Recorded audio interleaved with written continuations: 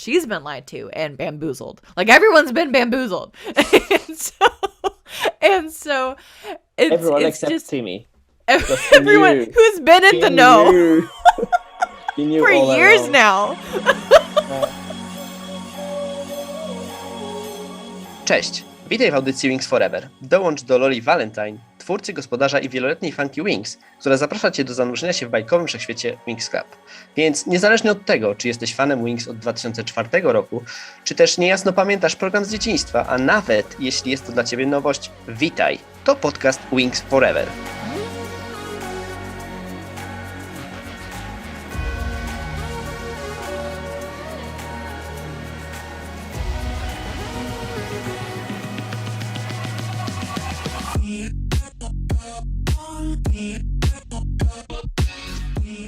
Hello, fairy friends. Welcome back to another Season 1 Rewatch episode of the Winx Forever Podcast. I am your host, Lola Valentine. If you're new here, this season we are taking a deep dive into the first season of Winx Club, and we are comparing the two original English dubs, the Canadian Synopsis dub, or otherwise known as the Ray English dub, with the American English dub. It was the first American English dub done by the 4Kids Entertainment Group.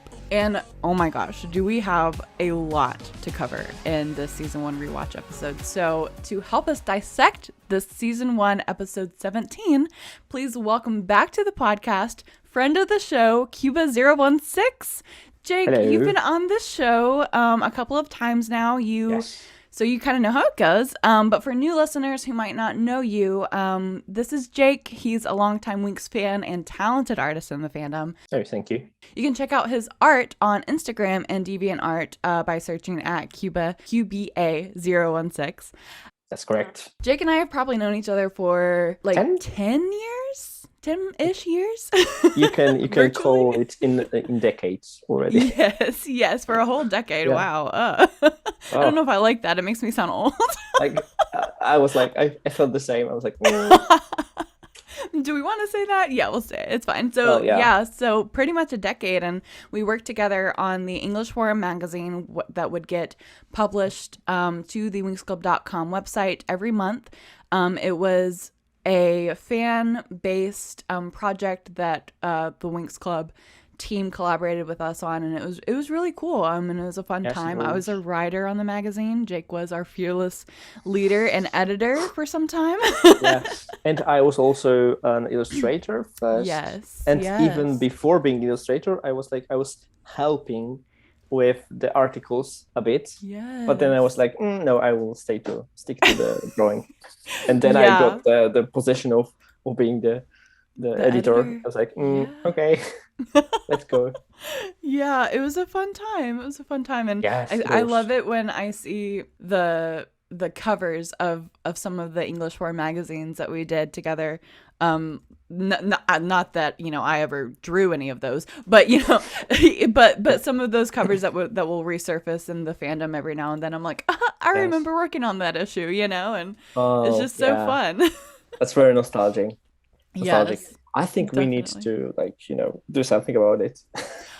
I mean, hey, I would. This month, October 2022, is the 10-year anniversary of our last issue, which is crazy.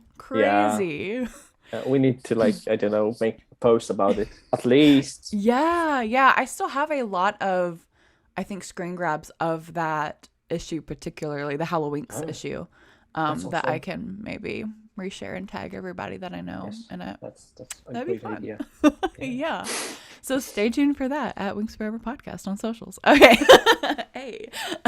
But you can listen to more of Jake's background and our history on the magazine by listening to the first time that he was on the podcast, which I will link below. But Jake, you are now back today so that we can go through Season 1, Episode 17.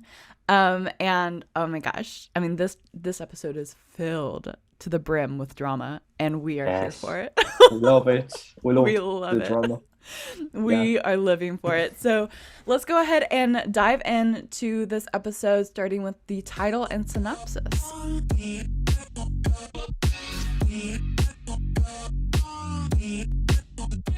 So are you good with Italian? Well, I think I might try. Let me just. Okay, so the original Italian episode's name was Il segreto di Brandon. Ooh, the secret of Brandon. Yeah. Okay. They should have added with blonde hair. Yes. Just to make that sure. Yes, just to make sure. The running so the joke later must fans. run. Yes.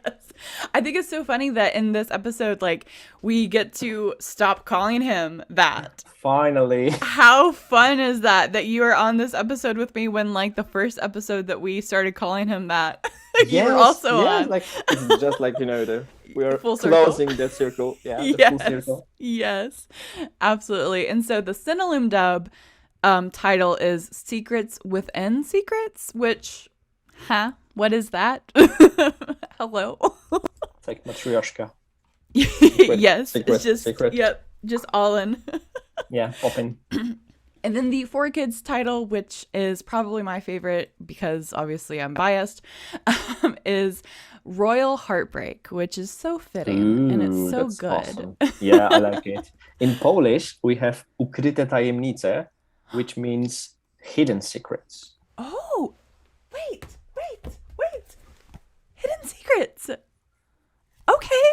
So that hidden must secrets have been Polish book translated into American honestly, English. Yeah. So for the audio listeners, I have a Winx Club 4Kids book that is literally a novelization of this particular episode, and it's called Hidden Secrets. So funny. Yeah. What a time. What a time to be alive. What a time to be a Winx fan. The best one. The best one, truly. So the synopsis of this episode reads, Bloom accidentally discovers that Brandon is not a simple squire to Prince Sky. With blonde hair, yes. Brandon with blonde hair is not a simple squire to Prince Sky with brown hair. But he is actually the real prince with blonde hair. For security reasons, the two had exchanged roles. Another surprise, Brandon has a fiance, Princess Diaspro. Intrigue. Crazy times. That is the gist of, the whole episode. That is the major things that happen. So let's dive into... That's the synopsis shouldn't be like, This is what happens. We don't have to watch the episode now. Okay, so bye. Bye guys. Thanks for listening. On the podcast again. Bye. See you soon. Oh, I'm crying. But yeah, I don't... these synopses... Synopses? I don't know. All of these descriptions are just so straight and to the point. I'm just who wrote these? So before we get into it, kind of into the actual scenes of the episode, right off the bat, these episodes in the two English dubs are very different. The 4Kids dub would... just starting out the episode, right? The 4Kids dub would rarely start off with one of these previously on Winx Club, recap segments. Yes. And before this episode in this season, in fact, I believe that this is the first previously on Winx Club 4Kids recap segment. Whereas in almost every Synopsis dub episode that I've watched, at least, I think that almost all of them have that little recap of what happened in the last episode.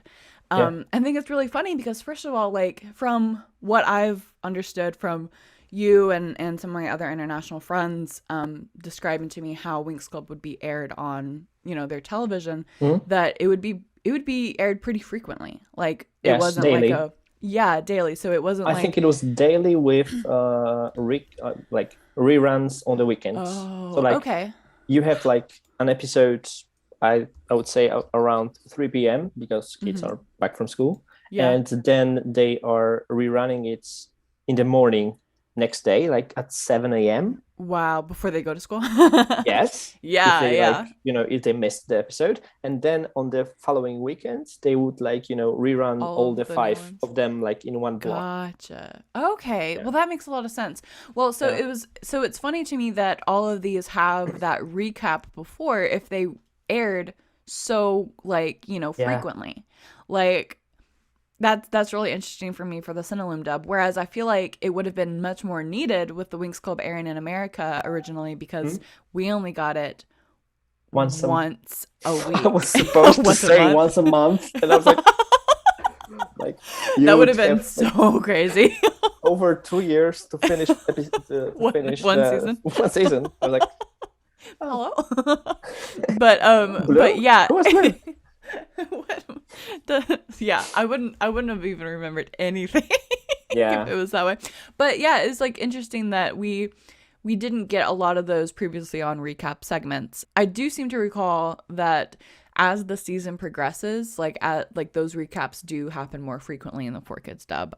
As like kind of the plot thickens with Bloom's past and traveling to Domino and all that, like that's when it kind of gets like really dicey and interesting, and they're like, we need to have, because I think it also like kind of like puts this like, I want to say like intensifies it a little bit, but kind of, it's like now we're getting down to like the nitty gritty of like the season, and like here's what happened previously. Like a lot starts to happen really quickly, you know. So yes. I thought that was just interesting.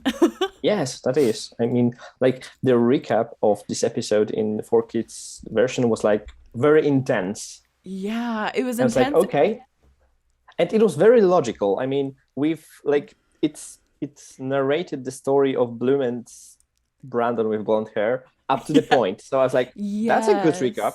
Yeah, it wasn't. And that was another thing about this specific recap, which was so interesting, was that, like you said, it was this whole recap of their entire friendship relationship up until this point, which is so different from the Synopsis dub recaps or any other recaps that we get in the series. So it's like, it was very cute and like very I don't know, just like magical. Like magical, sweet little like nod to like, here's where they've been, and all of that's about to get turned upside down.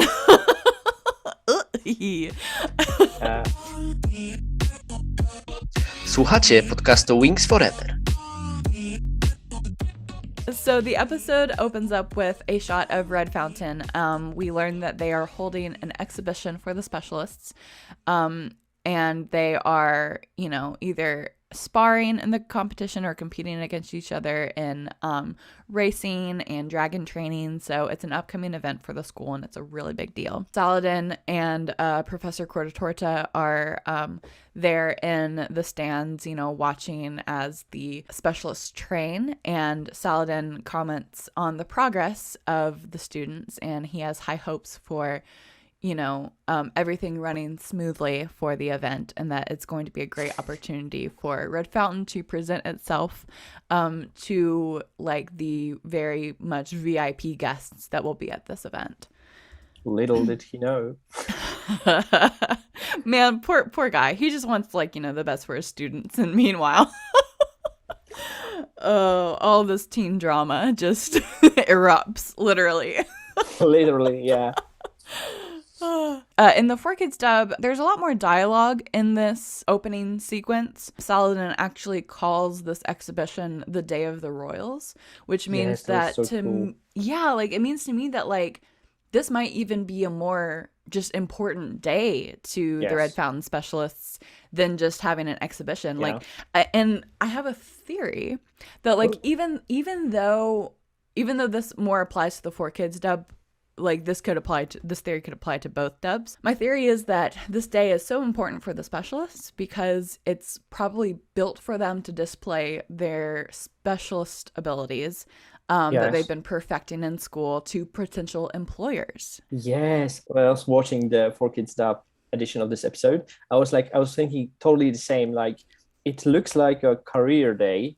Like, you know, there's like a lot of royal families and the wealthy families that could potentially hire specialists once they are like graduating. Yes, exactly. And so I think that that's obviously, you know, like why it's such an important day for Saladin and the specialists is like, no, like this like helps like predict like their futures, you know, like obviously. Yes. But we also know why Brandon with blonde hair was stressing extra hard. Like, boy, he was. Yes. Yeah. Meanwhile, at Althea, Bloom and Stella are in Stella's room, and Stella is putting like a plant conditioner on Stella's hair. And this plant conditioner we learned was concocted by Flora. But Stella realizes that Bloom is like pondering, over something and points it out to her. And Bloom then asks, if it was obvious. To which Stella's like, yeah, like you are zoned out, girl. Like what's going on? And she's like, Bloom opens up about her problems. She's still contemplating like who she is. Why did Faragonda show her Lake Rakaluche? And she's got all these other questions. And Stella's like, well, I can't help you with any of that. Like, sorry, like hard stop, cannot help. But she does, urge her to call Brandon with blonde hair because, like that is another, pressing matter that is on Bloom's heart. And Stella knows that because she's a good friend, and I think that's a really cute like moment for them, like they are best friend goals, like I love them. Everybody needs so much. Like friend that is like Stella in their life. Like if you don't have a Stella friend in your life, you're like find one doing something wrong. Yes, absolutely. And I love too that like both of them are such naturally fiery personalities, very outgoing. But it's almost like they take turns in being that for each other, That's true, yeah. Like a good friendship does, and it's really sweet, and I love them. I love them so much. But also like Bloom just out here like slathering all this like green stuff on Stella's hair and that Flora made. Like I think that this scene in general is just such a nice window into their everyday lives at Althea. That's true. Yes, we don't see much of that later on. Like yeah, we need those. Yeah. Yes, like, that's why my first thought when I heard about the season 9 and the format they are going for, I was like, will we like get those little stories from from Althea instead of like I hope so transformations with 5 variations for each, and like let's make another Enchantix because let's sell more toys with exactly. Like, it would be nice to get like even half of the season to be like slice of life. Yeah, I think that would be really fun. And like because with the fandom and with the golden era of Winx Club, we have all of this like this deep theory, dramatic, exactly. Like it would be fun to have a refreshed like take on the girls' lives at Althea, and I think that would be really fun, to your point. Yeah, it would be cute. Of course, like Flora is making, concocting these like natural, experimental natural makeup remedies for Stella. And of course, like Bloom got roped into helping Stella apply it. Like all of it is just like so Winx, like it's just the core of it. Like it just makes me so happy, like seeing all these girls like interact daily, like together. It just makes me happy. Yeah, that's very nice. A couple of things that I wanted to note here about the 4Kids dub that they actually improved on in this scene is that they fixed the mistake of Stella's hair being green with, the conditioner in it. And then later on in the same scene, it's not green anymore in the original. It's like, did it just sink in? Did it just like blend into her hair? Like, I don't know, but the 4Kids dub saw this same thing and they said, well, that doesn't make sense. And then they just, had Stella's hair stay green throughout the scene, which I liked a lot. Like, yes, that was like very, very nice touch. I think like I don't know why Rainbow didn't think about this the first time. Like it would be natural. Like I don't know. Oh yeah, I like the improvement of 4Kids. Yes, nice. I think that it was good. I think that it's funny that they catch things like this and like the words on like the WizGiz like envelope in that episode, but then other things that they don't catch, like like certain like fairies like sleeves disappearing entirely for like their Winx transformations or like things like that. It's like they can't catch everything, or missing I guess. Hair. Yes, or missing hair entirely. Yes.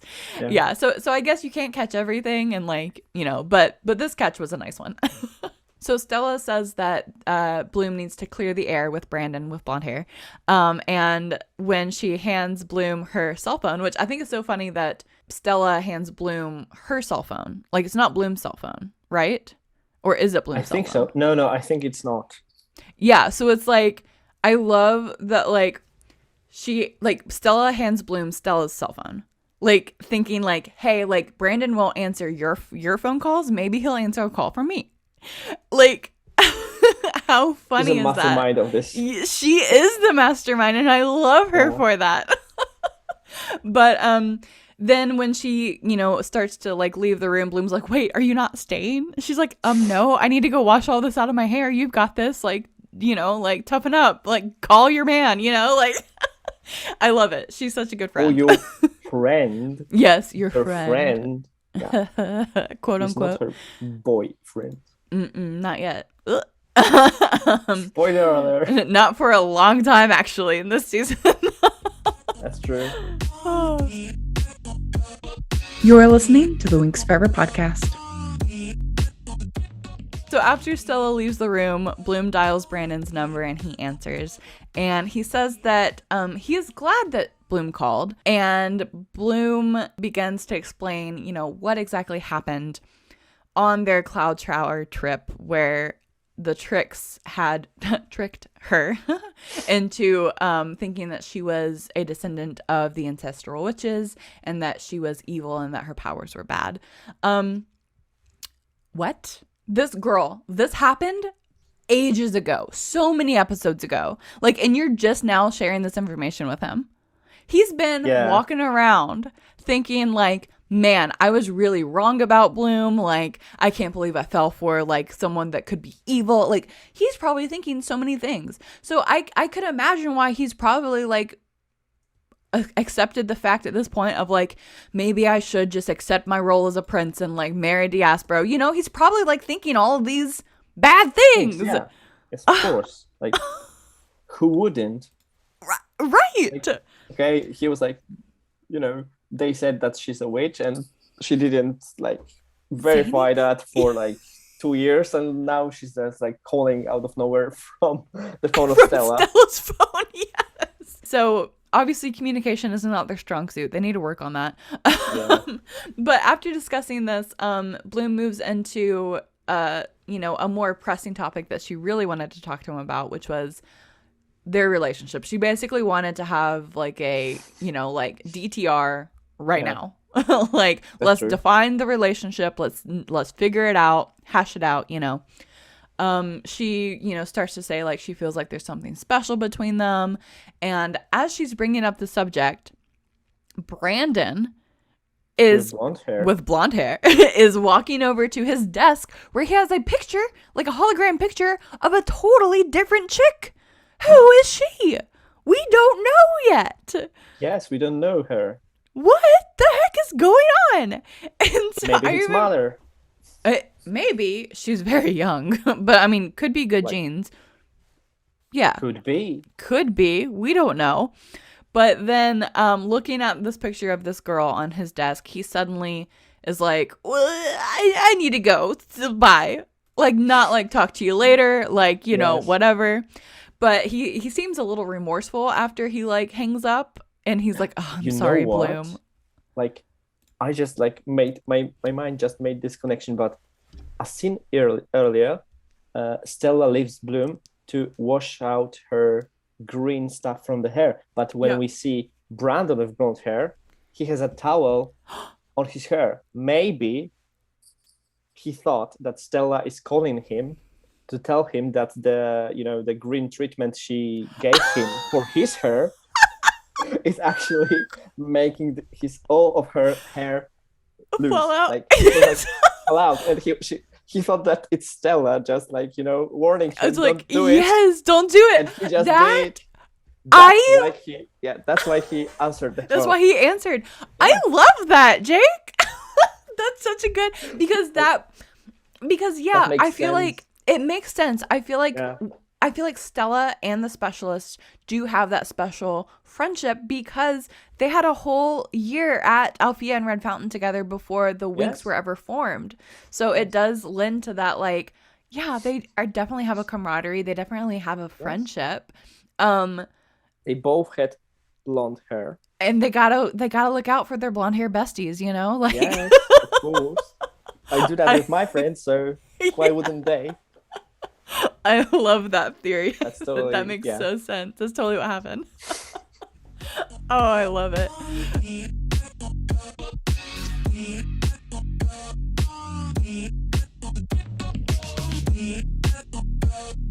So Bloom is surprised that, you know, he kind of hung up abruptly, and honestly looks a little upset when Stella arrives into the room and asks how it went. Poor Stella, so optimistic. And Bloom explains to her, you know, like, he sounded very distant. And Stella then mentions that maybe she should wait until after the exhibition to call him, that maybe he's like distracted or stressed or whatever. That's very reasonable. Yeah. But the 4Kids dub conversation here happened a lot different than in the Synopsis dub. So first off, when Stella, you know, asks Bloom what's bothering her, she doesn't go into all the stuff about Lake Rockluce or anything. She says, you know, Stella's like, Stella knows automatically what's going on in Bloom. She's like, you've got that look on your face. It's Brandon, isn't it? With blonde hair. And Bloom's like, he said he would call, but he never did. And the day of the Royals is tomorrow.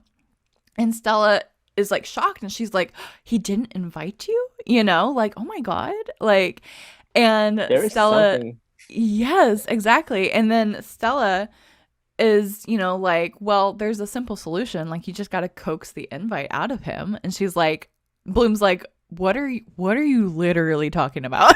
She's like, I don't know. I'm not following. And then that's when Stella hands her cell phone. She's like, you need to call him. Stella, being such a good friend, still, you know, in this dub. In both dubs. In both dubs. She's just great. Yeah. We love her. But then even in the conversation that Bloom had with Brandon with blonde hair in the 4Kids dub in this scene, it was a lot clunkier. It was a lot more awkward. It was it very much embodied that like teen romance. Yes, it embodied that teen romance awkwardness like so well. And that's true. And that's what I really liked about this version of this scene. Is that the 4Kids dub like didn't shy away from like, they're teenagers. They are going to act like teenagers. Like, they are awkward. They're clumsy. They stumble over their words when they get nervous talking to a person they like. You know, like, we've all been there. Of course.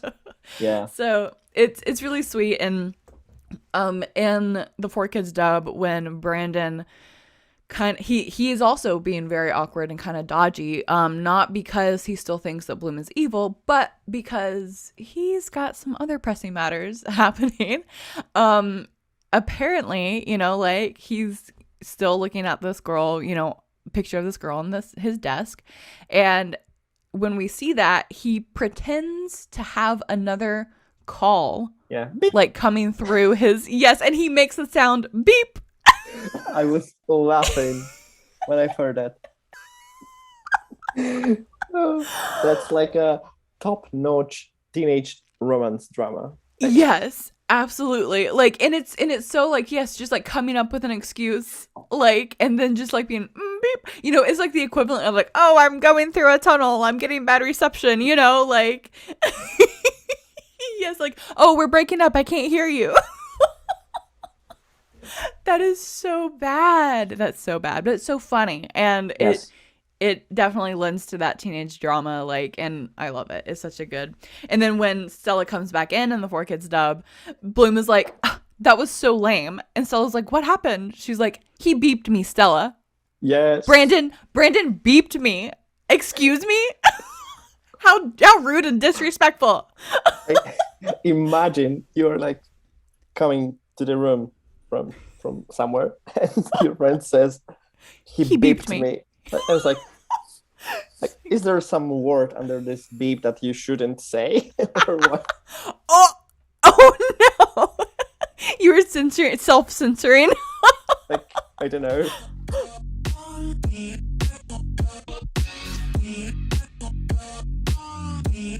But back at Red Fountain, Brandon is obviously in need of advice, and he turns to Timmy, which I think this is so funny that he's having this conversation with Timmy when in a couple of moments we'll see that Sky with brown hair was actually just chilling in the room as well. Like, yes, he wasn't talking. Maybe he was just like the first person he like saw, you know, like after he got off the phone. Maybe Timmy was just like, you know, the first person in proximity to like spout all of his like questions. Maybe you don't know that, but maybe Timmy is great at giving advice. Right?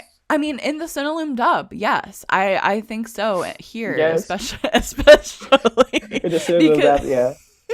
Because Brandon reveals, you know, his true feelings to Timmy about Bloom and says that he loves Bloom and does not want to marry his arranged fiance Diaspro. And Timmy gives him the advice that he needs to, you know, come clean and explain everything to Bloom, or else he's going to lose her. Which, like, snaps off to Timmy. Like, that is great advice. We love him. Advice giver. So, like. Yes. And then Brandon with blonde hair feels that Timmy is right, and he goes out of the, you know, of their room to maybe tell, you know, to call Bloom, but he's like, but it's not that easy, you know, and he like heads out of the room. But first of all, can we just like pause to like to look at Brandon with blonde hair just confessed his love to Bloom. L-O-V-E. To Timmy before season 2 even happens. Like, he doesn't do that until season 2 to Bloom, but he straight up tells Timmy, oh yeah, I love her, like, just casually. Like, bro, like, it's not it should be the other way around. Like, you first say that to her, and then maybe to your friends, like exactly, and then like, maybe to your secondary friends, like Timmy. Like Timmy. Not like Timmy is like on a side note, like Timmy wasn't at slightest like, you know, surprised that Brandon with blonde hair has a fiance and her name is Diaspora. Like, he was like, okay, I know Diaspora. I know that you're like fiance. Yes. So it's like obviously Timmy knew that Brandon with blonde hair was actually Prince Sky, engaged to Diaspro. Like, how does Timmy know this? Like, we don't ever get like this episode is when we are first learning about Brandon with blonde hair's true identity, but that doesn't mean that other characters, and you know, there's so many levels to unpack here, because there's a lot of theories in the fandom of like, well, Stella is like straight up like magic's royalty, you know, like magical dimension royalty. She, you know, is the princess of Solaria. Obviously, she should have, in the 4Kids dub, she should have been invited herself to the Day of the Royals, but maybe it's just maybe she was, but then it was like, we don't know. Yeah, I need to stick up for my best girlfriends and get to the bottom of this. I will forego my royal stature for this event and sneak in with my besties, which shout out to Stella, which we'll get to that in a minute. Yeah. But the fact that Stella like didn't know her, there's so many levels. The fact that Stella didn't know herself after knowing these guys for almost like a year and a half now, you know, like she knew them before the Winx did, so she's known them for a while, but shouldn't she know who the Prince of Heraklion actually is? She should, unless Heraklion is like very distant from Solaria. Yeah. Or like not really that important. Yeah, maybe that's why. Maybe they have like little brother syndrome, you know, like the whole planet of Heraklion. I think that Stella had to go through, I don't know, like politics of the magics when she was back at the castle, palace or whatever. Like, I think that's very suspicious. I mean, like, like Stella. It doesn't add up. So Ella, our mutual friend and co-writer of the Winx Club magazine. Shout out Ella. She has this head canon And it's even in a story that she's writing. But she has this theory and this headcanon of Brandon actually, because of all the political like strife and stuff that Prince guy, Brandon with blonde hair, experiences on Heraklion, you know, like he's subject to like, you know, getting kidnapped and like, you know, all these things. Like there's a lot of like turmoil happening on their planet politically that that he was actually like very sheltered and like hidden away, you know. And so really like they were friends when they were little, but she didn't know what he grew up to, you know, look like essentially. Okay. So that would make kind of sense. Yeah. So I like that take on it a lot. But the fact that we have to like, you know, deduct this or like coming up with the headcanons that are like a really major things throughout the show is kind of like, you know, like they are trying to make Winx Club like for kids, like, you know, like the kids have to understand it, and then they are like living this whole this huge hole in the plot. In the 4Kids dub of this scene, Timmy actually gave Brandon with blonde hair such terrible advice.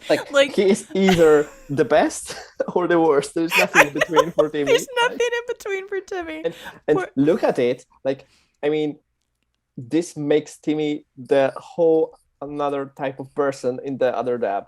Like, yes. Like in the Synopsis dub. Much. Yeah, in the Synopsis dub, in his advice, he gives very sound, like, thoughtful advice. Yes. Like, you're gonna lose Bloom if you don't tell her. Like, what are you doing? You're gonna squander this like opportunity you have with her. Yes. And then in the 4Kids dub, they kind of took a little more comical, like classic nerdy route with Timmy, because he's socially inept. You know, he's a little nerd that like can't even tell Tekna that he likes her. You know, like, so I think in a way that the 4Kids dubs take on this scene with Timmy kind of does lend more to his character as we see later on in the series.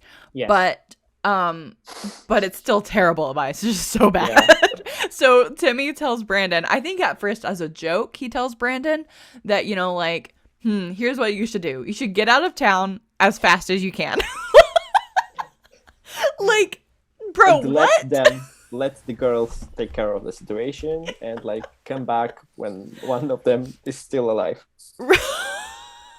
Right. Yeah, just a duel to the death, and whoever is left is who you're marrying. That's simple. Dang.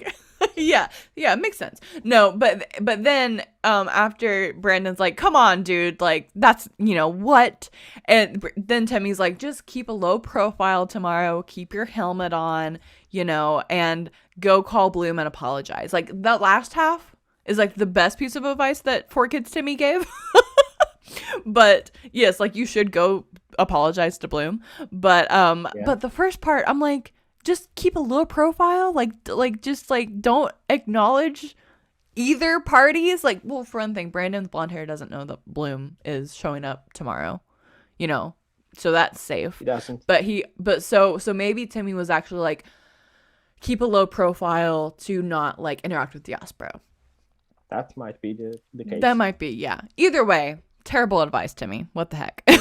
Don't do that. Don't do that. So Brandon with blonde hair, you know, leaves his dorm and is walking in the hallway when Riven walks by, overhears the conversation because he's a little sneak, and Brandon bumps into him, and Riven insults him and is like, I can't believe you would want to hang out with Bloom. Like, why are you getting so worked up over her? And then he shares with him the lies that Darcy has told him about Bloom. So Brandon becomes dirty lies. It's bad. It's for a youth 8 television show, you know? Like, this is in the 4Kids dub, he literally says that Bloom had tried to hook up with every guy at Red Fountain. Granted, I think in the Synopsis dub it says that she tried to go out with them or try to date them. No. He hangs out with a lot of different guys. Yes, that's what it is. Which like, is still very implying something. But the 4Kids dub just straight up said, "Oh yeah, she tries to hook up with everybody." Yeah. That is, when my parents heard that growing up when I was little, they were like, "What are you watching?" No more Winx Club for you. Exactly. There was a couple of times where Winx was a little too dicey for my parents. But they let me watch it anyway. It's just a fairy show. It's just a fairy show. It's fine. Słuchacie podcastu Winx Forever. Then obviously to hearing the slander of, Riven's been having this coming, honestly. But Brandon becomes so angry and he punches Riven in the stomach. And then Riven, doubles over and in retaliation, kicks Brandon to the ground. And then they start fighting. Just a full-out fight. Like a fist fight. In the floor of the hallway. Of the dorms. In the face! Just going at it. Just punching him. I don't think that I had seen the Synopsis dub of this episode all the way through before. So when it came to this scene, my jaw was on the floor. I was like, what is happening? Yes. I had never seen that scene all the way through because the 4Kids dub censored that part. So the 4Kids dub just ended with Brandon with blonde hair falling on the ground and Riven coming up to punch him, but then that's when he grabbed Riven's fist, and it was just so funny because I was like, the violence, the absolute dramatic violence in this scene, it gave me a whole new appreciation for the Synopsis dub and the original Italian, because it's like that was wild. It was you know what I also found out very different in this scene? The music. The music in the Synopsis dub is okay, they are just fighting. There's anything there's nothing dramatic in the music, nothing implying that they are fighting. It's just the music. It's just a constant elevator.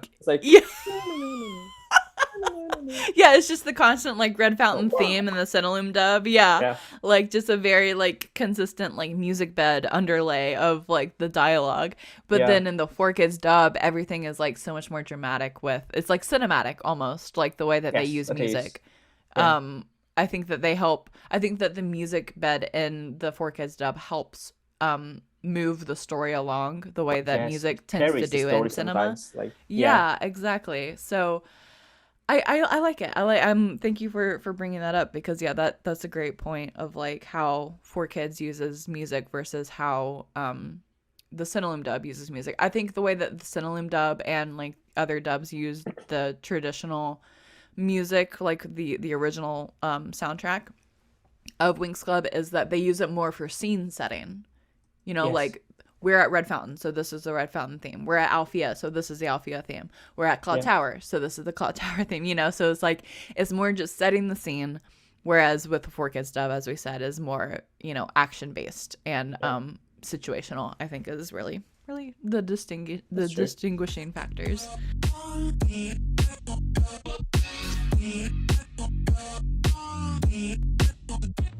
Brandon and Riven are just, on the floor fighting, and Timmy and Prince Sky with brown hair hear all this commotion and are like, guys, break it up. What the heck are you doing? Stop. And then when Sky with brown hair tries to check on Riven after they both get up off the ground, Riven swats his hand away, and Brandon, Sky with brown hair, we're so close to not having to use these codes anymore. Next time we are meeting, we will have we can just have full reign.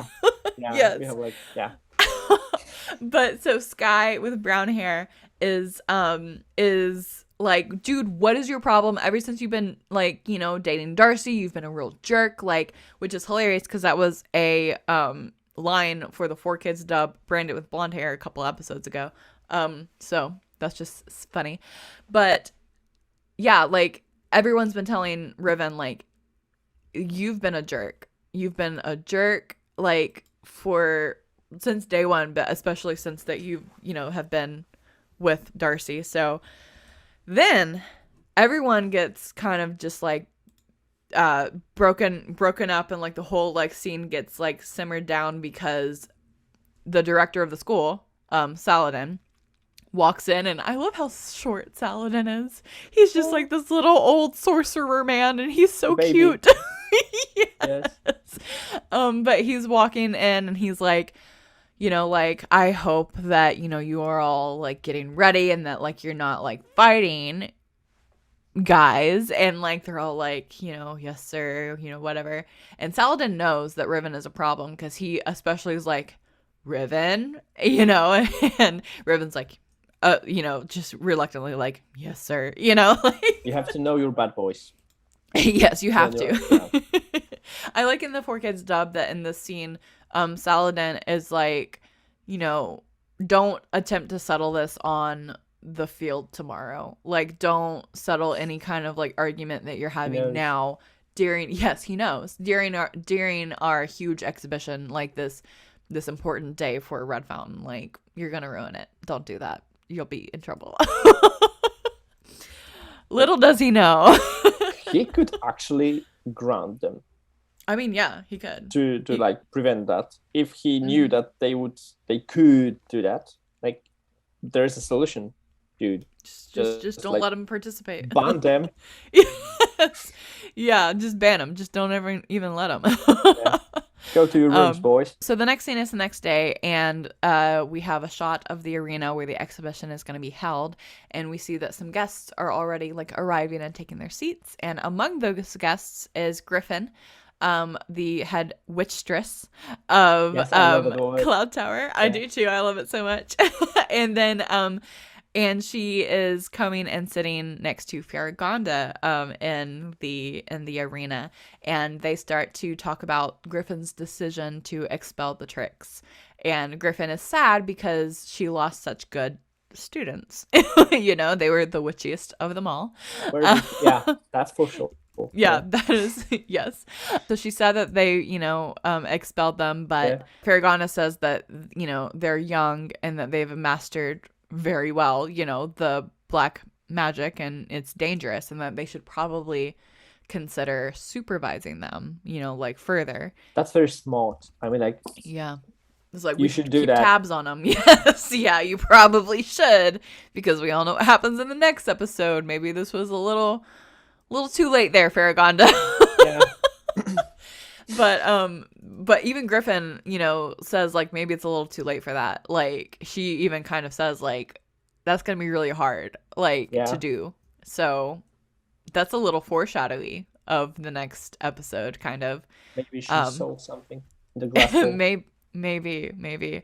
But in the 4Kids dub of this scene, it was so cool because Griffin and Faragonda kind of have this cute banter back and forth about the last time that they sat together was in the summer of 2008. We don't know when 2008 was. It could have been like it could have been a long time ago, you know, like these women look old. And we know that they're old because they were in the company of light and like in the destruction of Domino, you know, like battle and all of that. Well, we know that later. That's probably a foreshadow report. But so Faragonda mentions in the 4Kids dub that Griffin hadn't sat with her since the summer of 2008, and Griffin says that they were both dating the same Red Fountain specialist. Yes. And Faragonda gives him a name and says that his name was Prince Job. Yes. And said that what did they turn him into? A frog or something? Yes, I think so. I think it was a frog. Yeah. Yeah, some kind of creature. Yeah. After they figured out. So then we see back at Althea in Tecna and Musa's room, Stella, Flora, and Bloom come in, and Flora asks the two of them to talk some sense into Bloom because she wants to go to the exhibition. And that this was a problem because Bloom didn't have an invitation, and Musa asks why, and Bloom finally explains that like she's got to talk to Brandon because he's been avoiding her, Brandon with blonde hair. And Stella then asks Bloom, you know, if she likes Brandon with blonde hair, and Bloom, you know, at first denies it, that they're just friends, but then Stella reasons with her, and you know, if she doesn't like him, then why is she so desperate to go like see him and talk to him, especially, you know, when it meant breaking the rules, because for the most part it seems like especially Cinnaloon Bloom is like a very much goody two shoes rule follower, probably more so, if not as much as Flora is, Yes. you know, kind of giving off that vibe, and that's why they make such good roommates, because they are both kind of like cinnamon roll little goody two shoes. But in the scene, Bloom is like kind of confirming like, yeah, like I do kind of like him, and like, wow, shocker, Bloom, no one was expecting that. and wants to know how Brandon with blonde hair also feels, and so all of the Winx decide to help her break into Red Fountain. Like, we're breaking into all the schools this season. Like, we've broken into Cloud Tower twice. We're breaking into to Red Fountain now. Like, man. Like, stay in your school for like I don't know, for a couple of episodes, maybe. For a couple episodes. That's all we're asking.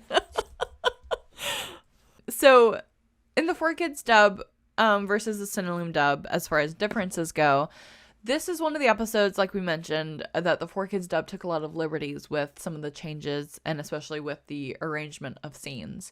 So this conversation in the girls' dorm, actually in the 4Kids dub, happened the same day as Bloom's phone call with Brandon. Yes. And when they walk into Tecna and Musa's room, Flora actually comes in saying, you know, with Stella and Bloom, asking Tecna if she has a map of Red Fountain. Which, like, of course she does, because Tecna had a map of Cloud Tower. Why would she not have a map of Red Fountain? And Tecna is like, yeah, I have it. Like, are you going to the exhibition tomorrow? Are you going to the event tomorrow? And she's like, Stella says, we're sneaking in. Like, this is Stella's decision. This is Stella's, like, she has this master plan in the 4Kids dub. She's the one that's like, we're sneaking in.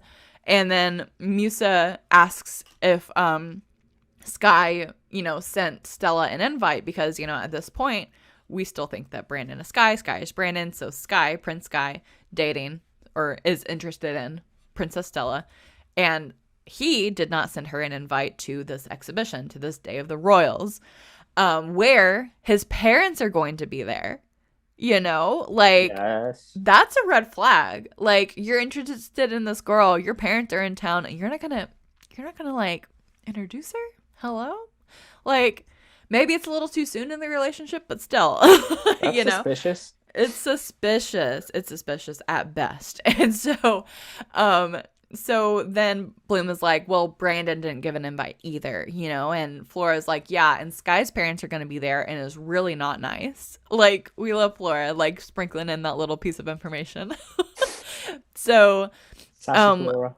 Yes, sassy Flora. So I love that it was Stella's plan to sneak into Alfea, which proves my point even further that Stella is such a great friend, and especially in the 4Kids dub. Like, and it kind of took some convincing in the 4Kids dub to convince Bloom that this was a good idea, you know? So Bloom in the 4Kids dub was a little hesitant, like, I don't know about this, like, we're breaking the rules, like, we are. So we get two sides of Bloom kind of reversed in these roles in the two different dubs, because usually in the Cinelume dub she is really cinnamon rolly, sweet, you know, scared to break the rules, and in the 4Kids dub she's more fiery and, you know, expected to kind of go against the grain. And here it's reversed. Way. Yeah, it's reversed.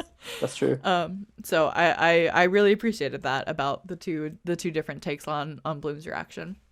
Yes, that was, like, I think, like, they are a bit of different Blooms. Mm-hmm. Like, each of the dubs makes Bloom a bit different. Yeah, just a little bit. Yeah. I mean, the core essence of who Bloom is, I think, is kept throughout all the different iterations. But yes, that's true. I think that the different takes on her is very fun to explore. Yes, that's true. Sure. Yeah. It's very interesting to watch. Yeah.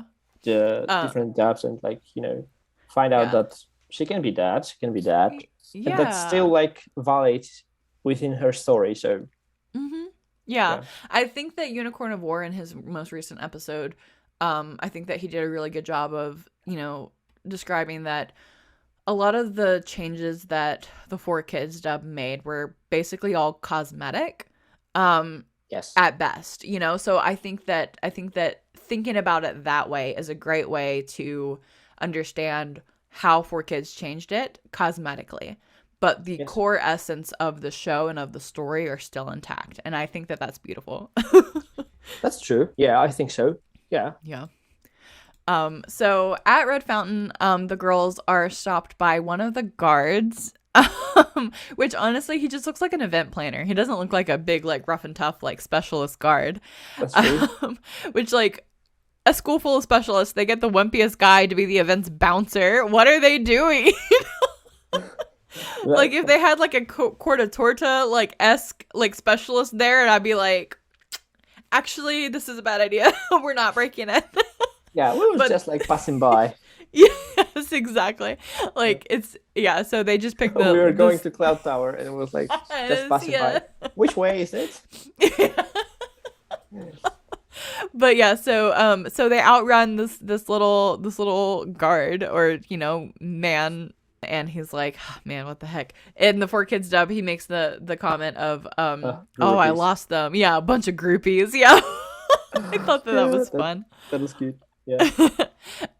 So then we see that the exhibition begins and that the hoverbike performance is being performed by Timmy and Riven and Sky and Brandon. I thought it was really funny. A lot of the CGI in this scene was reused from the Day of the Rose episode. In the episode, what is that? Episode 8. Yeah. Episode 8. Yeah. Yes. And so I think that they just didn't they just reused a lot of that like CGI animation because like why would you want to like that's probably like in 2004 it's expensive in general, but in 2004 it was like a huge like undertaking to have CGI in just a cartoon. Like that's a lot of work. So yeah, I thought that was interesting. So then we get a shot of Bloom kind of wandering around by herself. I wonder how she got, I wonder if they like got split up. Like how did that happen?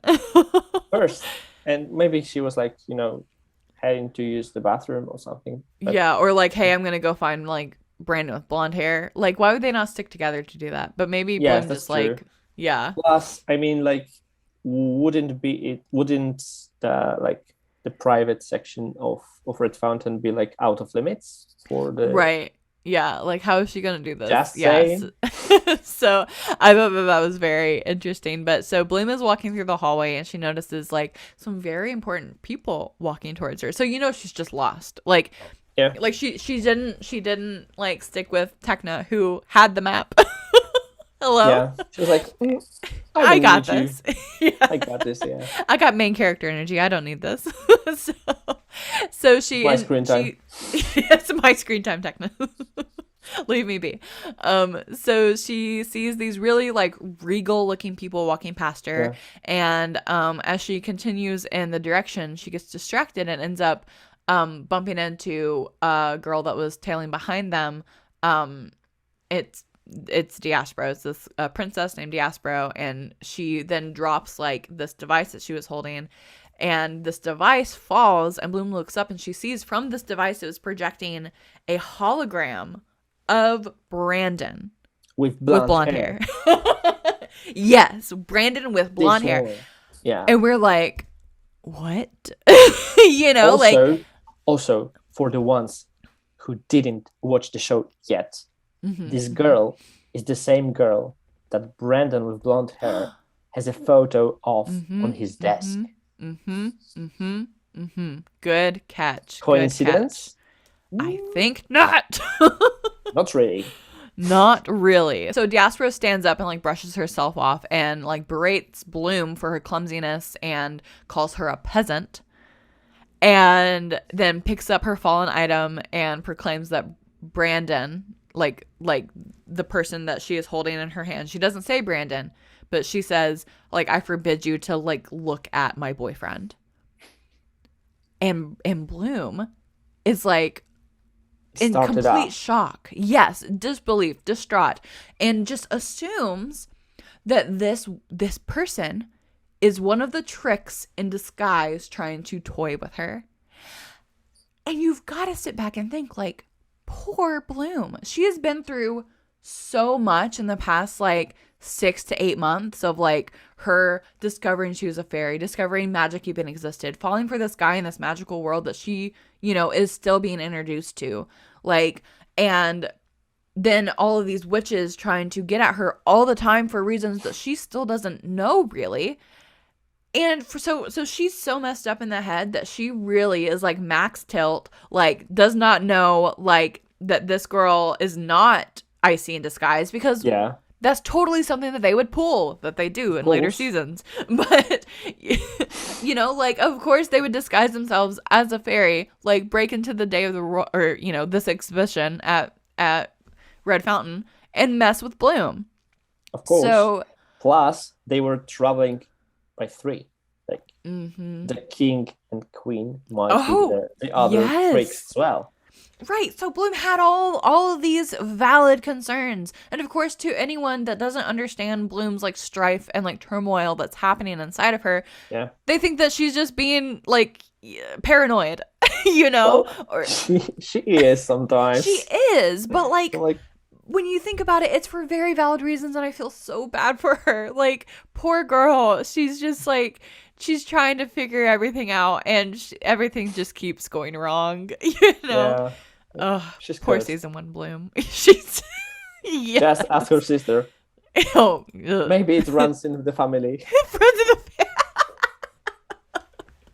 So, back to the exhibition, Riven and Brandon with blonde hair are just having it out, you know, still on the field. Exactly what Saladin told them not to do. Like, imagine being that, like, you know, that's fired up. Yes. That you, like, you know. In front of everybody. Yes, you just, like, let me just find a word that will not be a curse.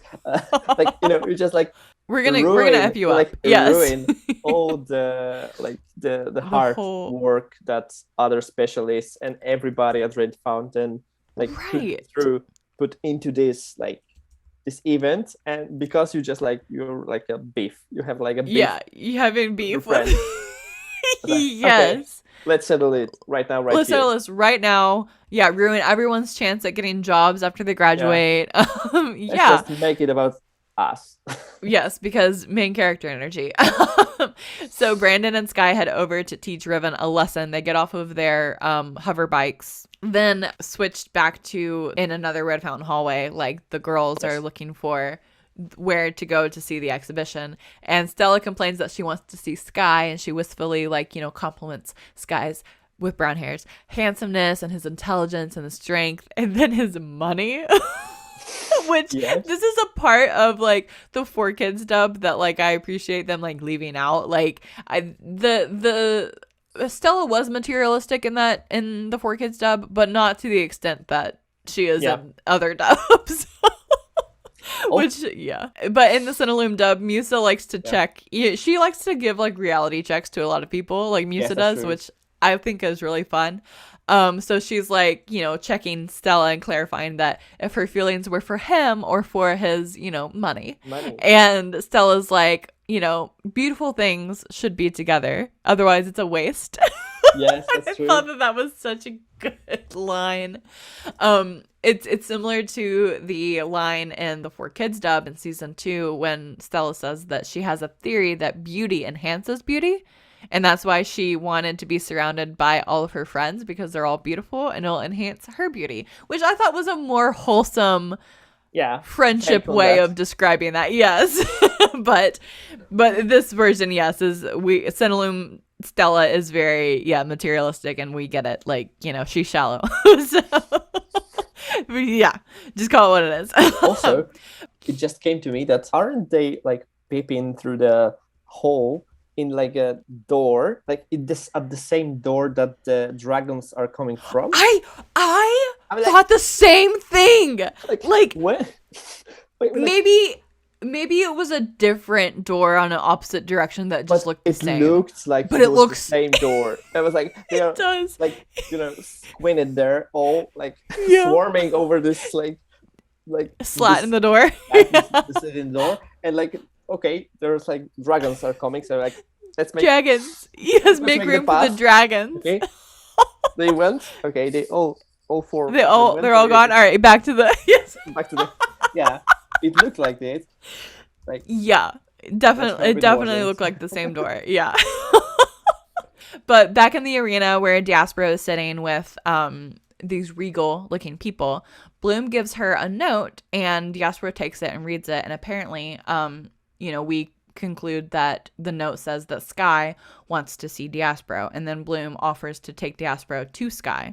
So Diaspro politely excuses herself to the king and queen of Heraklion, and then follows Bloom, taking her guard with her. How did she know that the Diaspro is like a fiancé of Sky? Fatal flaw in this writing. Like, yes. I caught this mistake that Cinelume, and the thing is, it's in the Cinelume and the original Italian too. So like, it's in Polish as well. How could she know?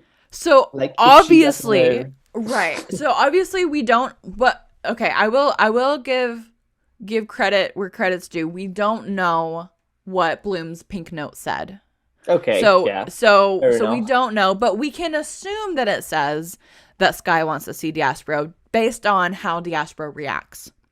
You know, like we can assume that. Maybe she just like, there was like a sentence that your boyfriend, yeah. Like, but even Diaspro's dumb for that. True, but also, how would you like give a note that says that your boyfriend is calling for you? Yes, like that's weird. She had a hologram of him, like where she was she's talking like to a him. princess. Plus, like, isn't he like down in the stadium at this moment with the bikes? He's like, is she just dumb? Yes, like, I mean, maybe that's why I like the 4Kids dub of the scene a lot more. It makes a lot more sense. Yes, yeah. So with the reaction that we get based on in the Cinelume dub of Diaspro, reacting to Bloom's card, at this point, the audience doesn't know that Brandon is Sky. Bloom definitely doesn't know that Brandon is Sky. For all we know, like, Diaspro doesn't know that, like, they switched identities. And the only person that really knows is Timmy. Yes, that's true. And Sky and Brandon. And so, so Bloom definitely doesn't know, and it hasn't been mentioned on screen yet. So it's very random, and in hindsight, Diaspro was like, oh, okay, like Sky wants to see me, like, whatever. But yes, to your point, I think that the writers of the 4Kids dub caught this glaring flaw and was like, well, this doesn't make sense because, the dialogue here in the 4Kids dub is very different. Bloom's note actually said that Teen Fairy, which is a fictional teen magazine in the Magic's dimension, in the 4Kids dub, that they actually wanted to interview Diaspro. And Bloom then offers to escort her, Diaspro, to the press box, which is a very common thing at sporting events. That's true. So I think that this change worked really, really well in the 4Kids dub. It blends in perfectly with the fact that a couple of minutes earlier, Diaspro calls Bloom part of staff. Yes. So it's like, it's natural that clumsy redhead that she just like fell yes. with. That she's just like delivering a note right now. So yes, like she is like part of the staff. Yeah. Yeah. Exactly. Yeah. I agree. That's a great rewrite. Very good. And I think that it helps progress, this what they're trying to convey of like Bloom, is very keen and thinks on her feet, and Diaspro still kind of dumb. Even in the 4Kids stuff. Yeah. So the three of them, Diaspro, her guard, and Bloom, make their way into the hallway. And with no eyewitnesses around, Bloom uses magic to make the guard fall asleep. And Bloom now demands Diaspro to reveal which tricks she is. Diaspro becomes very confused, as she should, because poor Diaspro, honestly, and scolds Bloom for her rude behavior towards her because she is a princess. She shouldn't be treated this way. And so, not, seen as though like Diaspro is like sticking to her guns of like, I don't know what you're talking about. You're crazy. Bloom transforms and starts to attack Diaspro, who's not transformed yet. Who's not. Yeah. Like, she went straight through the wall. Like, violence. Like, all of the violence in this episode. There's so much. The drama. Oh my god. Oh, the drama. Drama. In the Synopsis dub, in the, well, no, okay. Wow. I need to get my thoughts around this because this is a big, like, change in the Synopsis dub. In the Synopsis dub, there's this weird scene or moment in this scene that Bloom has no dialogue other than some ADR, of her like blasting, like yelling and blasting Diaspora with her power. Yeah. But in the Italian dub, Bloom is actually yelling, "Stop with the staging, it won't do any good," like to Diaspora. And of course, it's in Italian, and I'm not going to try to say it in Italian because that would butcher it. You could. No. But then, which I think is really funny because this is a rare instance where the 4Kids dub was actually more faithful to the Italian dub in this moment, because the Synopsis dub took out that dialogue, just replaced it with Bloom yelling over a scene where it's clear that Bloom's mouth was moving and not yelling, and should have been dialogue there. Whereas in the 4Kids dub, the dialogue was, "That's a good imitation of a fairy I see, but you're not fooling me." Like once like Diaspora transforms. Yeah. And it wasn't just her like yelling and grunting and like, raging over the scene. You know what? I think just like my general thought after watching this episode in multi-language, multi dubs, was that in 4Kids we get a lot more dialogues, and it's like a more descriptive. I mean, like, and in the Synopsis dub, it's like they are talking, but not to each other. Like Bloom says to her that, like, "You're one of the tricks," and Diaspora isn't like, "What are you talking about?" She's just like, making another conversation to Bloom that she doesn't respond to as well. So we have two people talking, but not to each other. So, like... Yeah, that's a really good take. You're listening to the Winx Forever podcast. So back to the exhibition, the specialists are continuing their performance, and Riven and Timmy and Brandon and Sky are doing laps with their hover bikes. When Riven, cuts Brandon and Sky off, and seeing that they're unharmed, the two of them head towards Riven to teach them a lesson. When Timmy intervenes and reminds them that, like, hey, like, it's time for the dragon show. It's time for the dragon show. And so the doors open where we just, like, mentioned, like, aren't the Winx girls, like, literally behind those doors? But maybe they're different doors, but they look the exact same. Anyway, and the dragons come out, and these dragons are so cute looking. I mean, they're like menacing looking, but they're so cute, and I love them. I love the existence of dragons in this world. I would love plushies of those. Yes. What a missed opportunity. The little, like, their little, like, curved. Yes. Imagine the Mattel doll line with the boys and the dragons. That would have been so cool, and such a great opportunity for Mattel to have, like, branched out to, like, the more, like, male identifying audience. Like, hello? That's true. I love. Yeah. What I don't love that much about them is that they are, like, color code.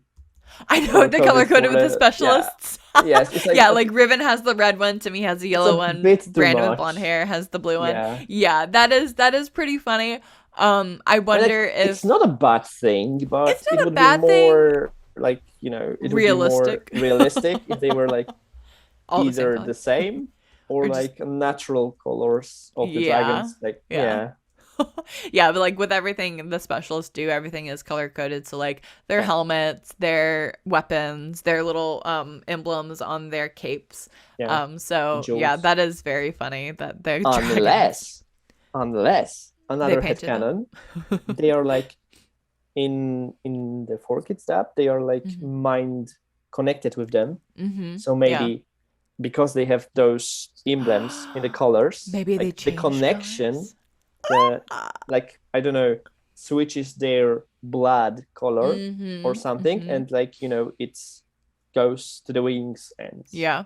like, I like it. maybe And I like that would be nice. that would be cool. And I think that it kind of gives that like, oh, the specialists have magical capabilities as well, Yes. because Saladin is a like wizard, like they're controlling they're connecting with these dragons with their minds, and like I think that, like we'd say all the time, like, oh, well, humans can't enter magics because of the barrier, because of season, episode 1 or episode 2 of season 1, like, but what about the specialists? They don't have powers, but like they do. They have to have some kind of magical essence, or else they wouldn't be in this world, Yes, I think so. Like, it would be very, very logical to do that. Like, we might not get a lot of them doing magic, but but they have some kind of essence of it. They have to. They have to. Yeah.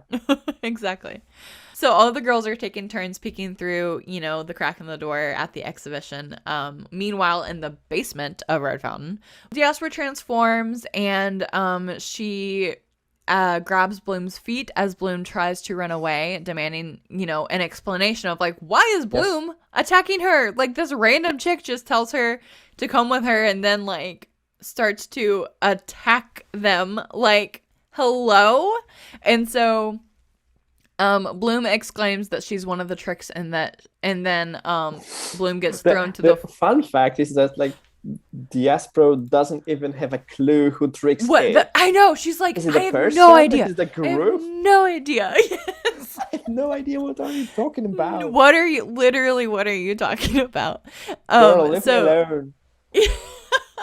So Diaspora continues to conjure magic, and she conjures this magic ring, and to restrain Bloom, and then she reveals to Bloom that Diaspora is actually Prince Sky's fiance, which like still at this point Bloom is not making the connection.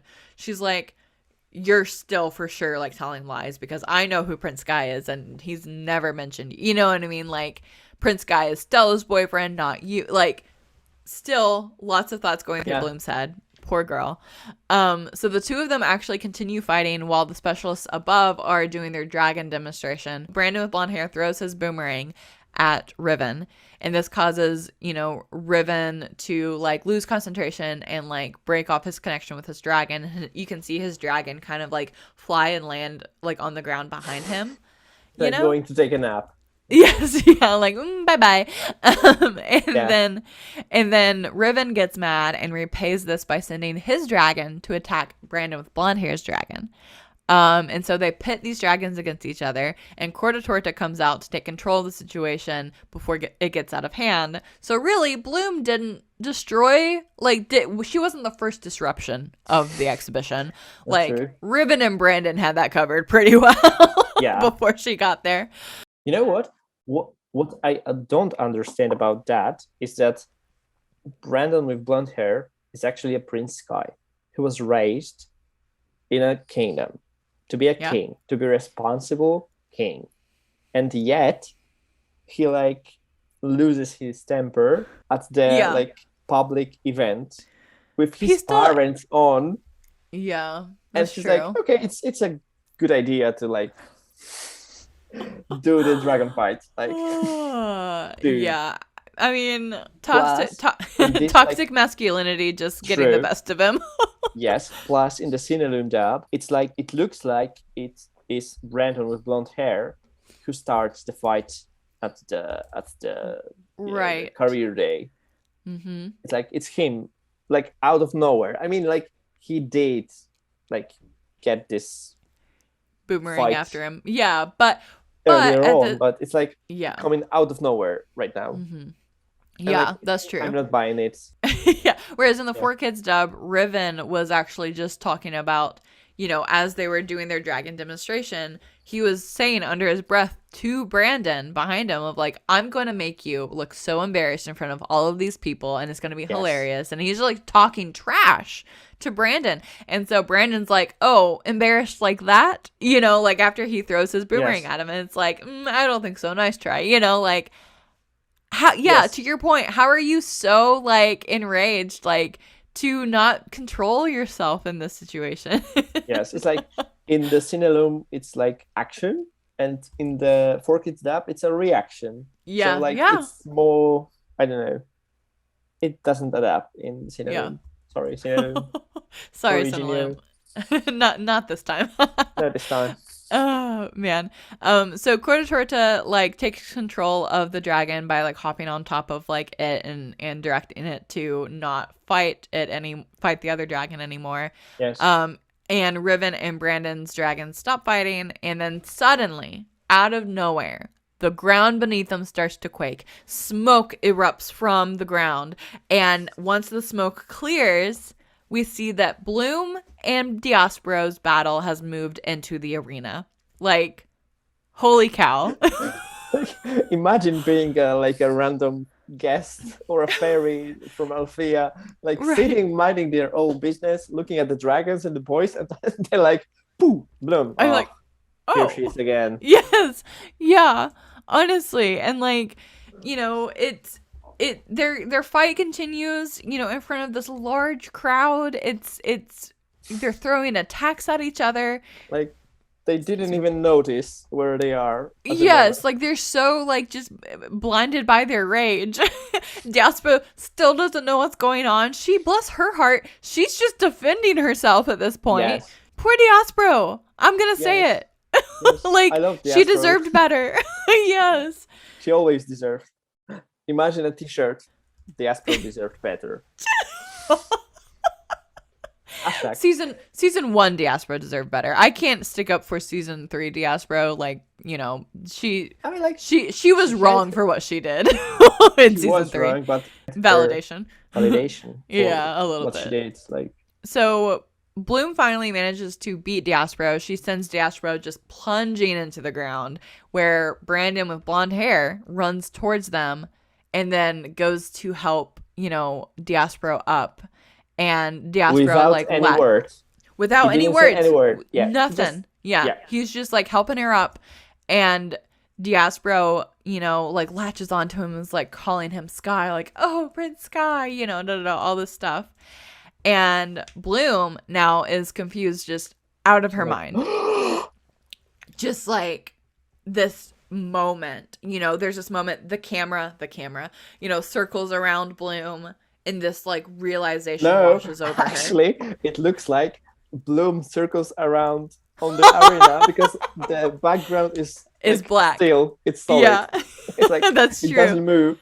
It's like I was like, whoa, what is happening? What is happening? But Diaspora then angrily, you know, Bloom is confused, calls out to Brandon. She's like, oh, Brandon, like, what is happening? And Diaspora's like, I've been telling you, this is Prince Sky. You know, she corrects Bloom, says that Brandon is actually Prince Sky Barackleon, and her, wait for it, mic drop, fiance. Poor Bloom. Like, everyone in this episode is so wrong. Like, I mean, like, Brandon with blonde hair is like a total jerk. I mean, this episode makes it clear that like, he's like a player. I mean, like, yeah, like they're a pair. What like what? Dude. What on earth made him think that this was a good idea? I mean, I guess Timmy's advice in 4Kids made him think that was a good idea. But I mean, like, but shouldn't he know better? I mean, like, he should. But again, they're all just dumb teenagers, blinded by hormones. And the more I watch Winx Club early seasons, the more I think that Prince Sky isn't the perfect prince on the white horse. He's like right. He's kind of a douchebag. He is. Like, yeah, and I think that the rest of the season, him like really earning his spot back like in Bloom's life is valid, because like he messed up. Dude. royally messed up, truly. Lived up to his, like, you know, to him. He did it all to himself. Yeah, like, so before Diaspora could say anything else further, like, Sky interrupts, you know, and tries to talk to Bloom, ignoring Diaspora, but Bloom becomes overwhelmed with this new information. Dude, you just like run towards Diaspora to help her up, but now you're like, oh, Bloom, Diaspora, who is she? Who is she? Don't even know her. Diaspora who? I mean, like, Poor, yeah. God, he's so dumb. Yeah, he acts like a very dumb person. Yeah. Most So of the time. Saladin asks Faragonda if that's one of her students. And Faragonda like admits like, yep, that's one of mine. And I love the comment that Griffin makes. She's like, I'm just glad to see that my students aren't the only ones that are excessive. Yes. I mean, like, that was the best. And in Yeah. the 4Kids dub, she's like, because they were talking about the rank of the school evaluations. Yeah. Yes. Yeah. And she's like, maybe we won't end up in the bottom 3. Yeah. Yes.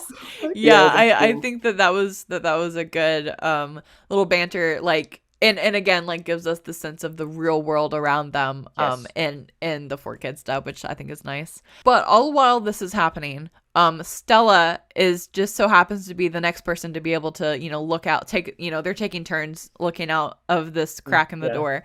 And when she goes to look, take her turn to look, she sees the interaction between Brandon with brown hair. So now we're in, and we don't need to use the codes anymore. We've arrived. Finally. We're here. Like, Finally. That was so long and it was so hard, but we made it. So Brandon gets summoned by the King of Heraklion, and he is like, what is happening? Like, we sent you here, to protect Sky, and like you're not doing your job. And I'm like, well, first of all, like, dang, like, he's a kid, like, lighten up. Like, also, yes. Stella comes to the realization, like, her Sky is not who he said he was either. He's Brandon. He's the squire boy, like, not even royalty. And she's been lied to and bamboozled. Like, everyone's been bamboozled. and so everyone it's except just Timmy. everyone who's been in the know. He knew for all years along. now.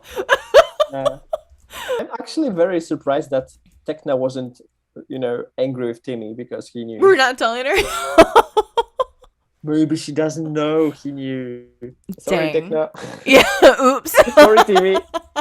Yeah, so all of this scene kind of comes to a halt. And then we see Bloom back at Althea with Kiko on her balcony, like, thinking, Yes. like, I coming to this, like, very dramatic decision that she's made in her head, and she doesn't say it out loud, but we learn in the next episode that she's decided to leave Althea. Not the first of many. Yeah. So we do not know what she made up her mind about. With the decision. Yeah, but in the she. Synonym dub. Mm-hmm. But the 4Kids dub was very, very different ending. So, like we said, this episode took a lot of liberties with how they arranged the episodes. In the ending of this episode, they reused some of the scenes from episode 6 when they sneaked into Cloud Tower. And they were getting reprimanded for sneaking into Cloud Tower. So they reused some of those scenes to give them repercussions of them sneaking into Red Fountain, disrupting the whole exhibition, the whole day of the Royals. And, like, Faragonda even says in the 4Kids dub, like, this is grounds for expulsion. Like, you have, like, sullied the reputation of Althea, of the fairies that study here, in front of very public, very royal audiences. Like, how dare you? Like, we trust you at Althea, like, with our reputation, and this is how you repay us. And so they mentioned that they're normally they would just, like, suspend their powers like they did in the previous setting.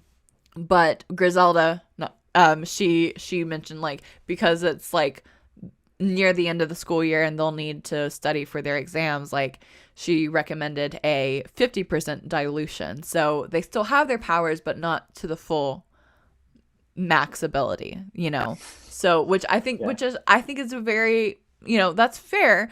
But they also mentioned that Faragonda is going to have to meet with the council to decide whether or not they're even going to be invited to Althea the next year, which is insane. Like, I love I love that in the 4Kids dub they don't get away with, they don't get away with like ruining the whole exhibition, that they don't just get off scotch-free and like on with the rest of their lives. Like it's really good. And so then the girls like in Stella's room hanging out talking about their, what they found out at the Day of the Royals. Yeah, they're talking about how Sky and Brandon switch places and stuff, and Stella's like, doesn't matter, like I'm so over him, and then Bloom, she doesn't say, she's outside, listening, and she kind of says to herself introspectively, like, I'm done with boys, I'm sticking with bunnies. And I think that's so cute. It is. Like, yeah. She'll stick with bunnies. Yeah. So that's how the 4Kids dub ends this episode. I think that it was a nice bow around the episode, but also it lends a lot better to how 4Kids handles the following episode. Because we will see that everyone in Magix knows about Bloom's screw up, like everyone in Magix will know, like, yeah, like it's, she even mentions in, as she's packing up to leave Althea in the next episode that, she's the laughing stock of Magix. Like like, and then it's so not to spoil anything, but it is a very nice lead in to the next episode for the 4Kids dub, in my opinion. They knew what they were doing. They weren't just doing this arbitrarily. They had a plan, for making these changes. And that's what I think that a lot of people miss about the 4Kids changes is they don't do it just by accident. They don't do it just, for no reason at all. They have a whole plan with these changes. And I think that that's nice. Yeah, I think so too. Yeah, I mean, it isn't coming out of nowhere. Like, you need to know what you're doing, because otherwise they would like mess the whole lineup. Yeah, the plot line would be like a mess. Yeah, it'd just be a completely different show. But that is the end of this episode of season 1 of Winx Club. We're going to take a short break, but when we come back, we'll discuss the major events of this episode and decide what the Winx Forever moment was. So stay tuned.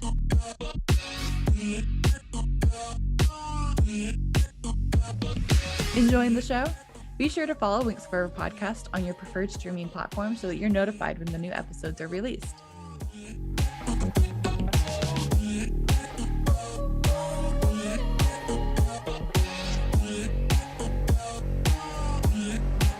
All right, and we are back with our current guest, QBA016, or my friend Jake. Hello. Friend of the show. We are back to discuss the major events of this episode and figure out what the Winx Forever moment is of this episode. So, I have my candidate. Same.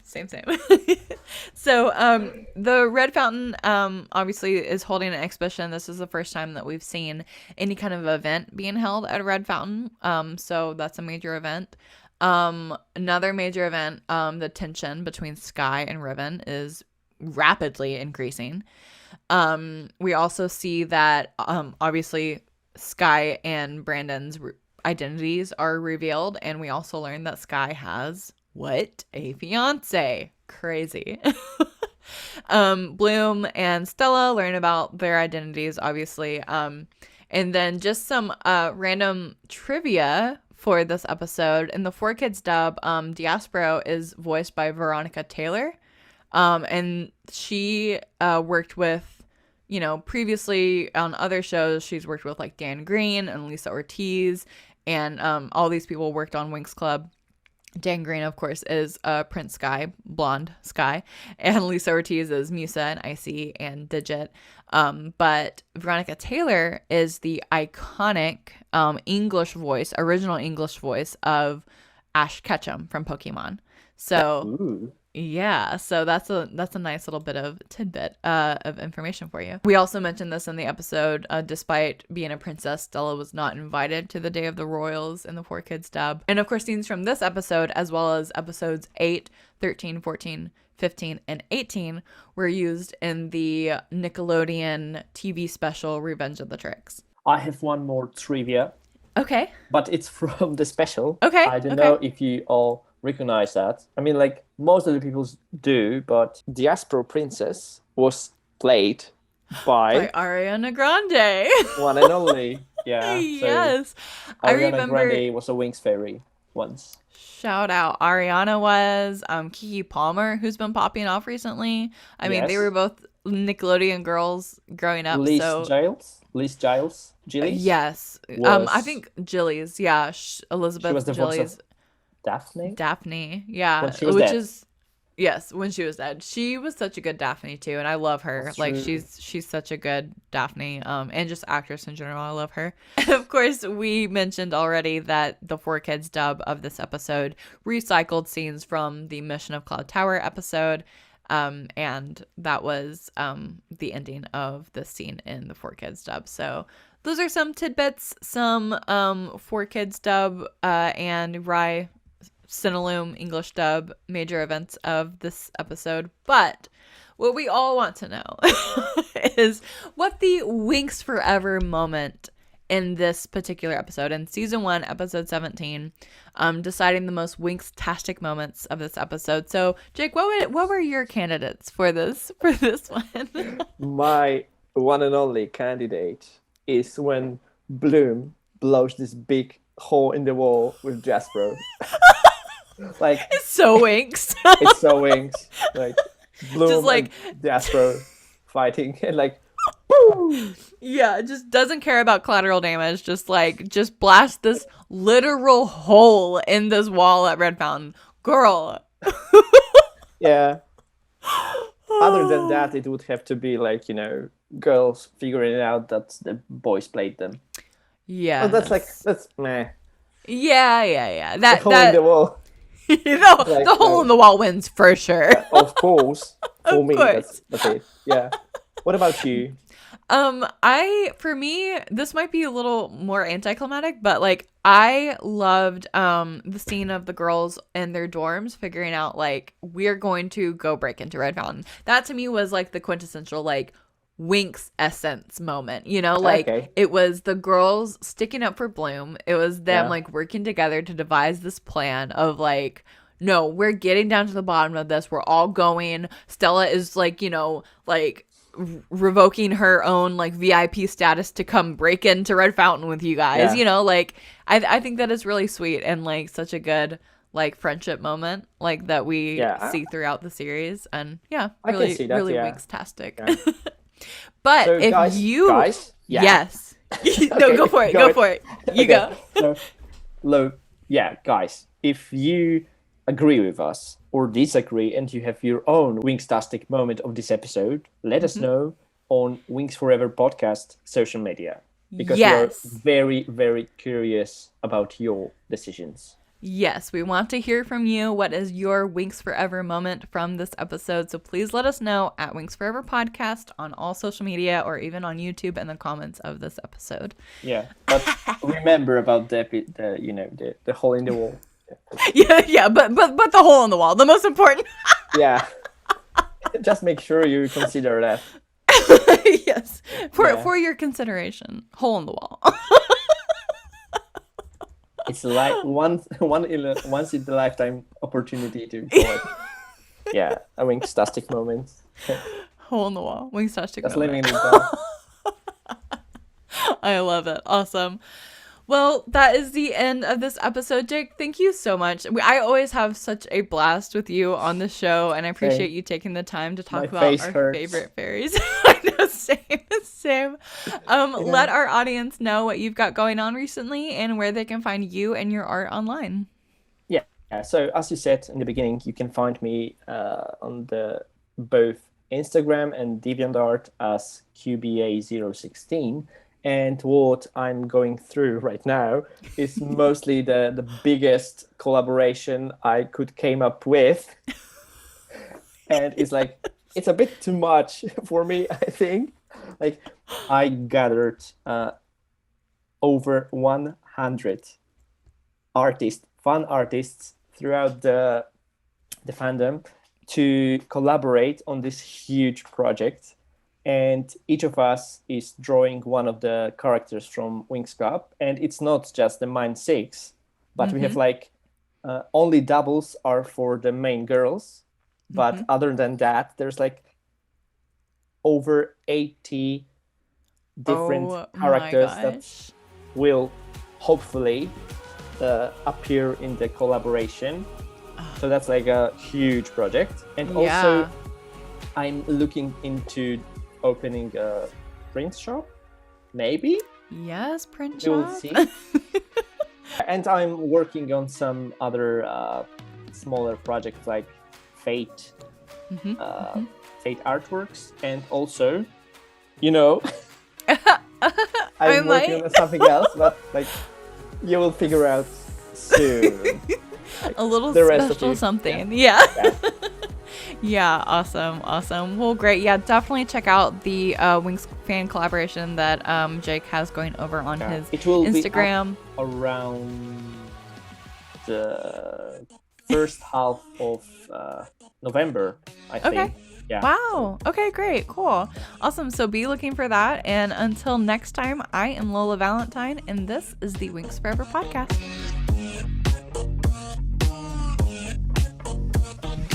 Dziękuję za słuchanie. Jeśli podobał Ci się ten odcinek podcastu Winx Forever, śledź lub subskrybuj program na preferowanej platformie streamingowej, aby otrzymywać powiadomienia o pojawieniu się nowych odcinków. Dołącz do rozmowy śledząc Winx Forever Podcast w mediach społecznościowych.